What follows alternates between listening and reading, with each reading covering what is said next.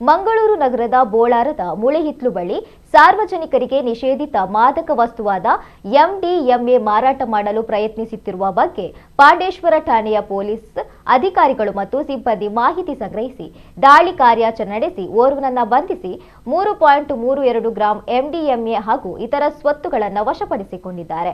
ಉಳ್ಳಾಲ ತಾಲೂಕಿನ ಕುಂಪಲ ಸುರಕ್ಷಾನಗರ ನಿವಾಸಿ 29 ವರ್ಷ ಪ್ರಾಯದ ಧನುಷ್ ಬಂಧಿತ ಆರೋಪಿಯಾಗಿದ್ದಾರೆ.